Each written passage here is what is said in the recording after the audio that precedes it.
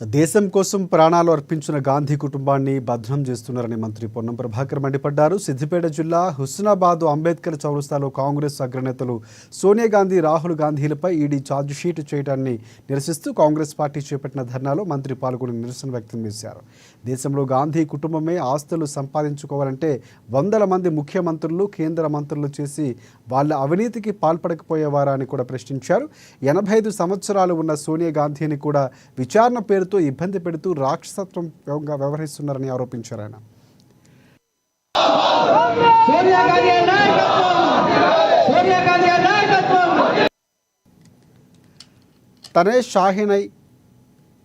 తనే షాహినై చలించే నరేంద్ర మోదీ తనే షాహి అని దేశం మొత్తం గాంధీ కుటుంబానికి సానుభూతి తెలుపుతుందని పేర్కొన్నారు.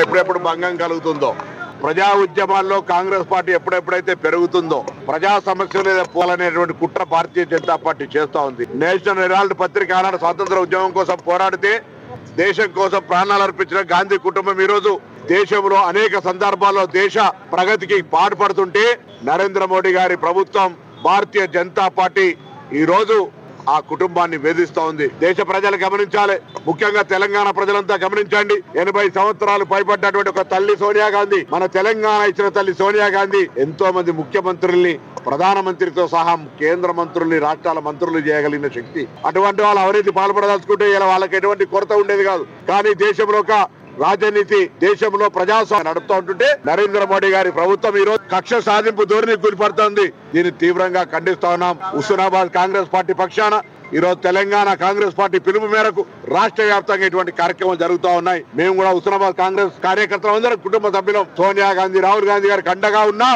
నరేంద్ర మోడీ గారి యొక్క కక్ష సాధింపును తీవ్రంగా ఖండిస్తా ఉన్నాం. ఇది మంచిది కాదు. ప్రజాస్వామ్యంలో ప్రభుత్వం మీ విలువలు తగ్గినప్పుడు, ప్రజలు మిమ్మల్ని వ్యతిరేకిస్తున్నప్పుడు, కాంగ్రెస్ పార్టీ ఎప్పుడప్పుడు ఎదుగుతుంటే మా నాయకత్వాన్ని అధైర్యపరిచే కుట్రల్ని చెప్పి కొడతాం.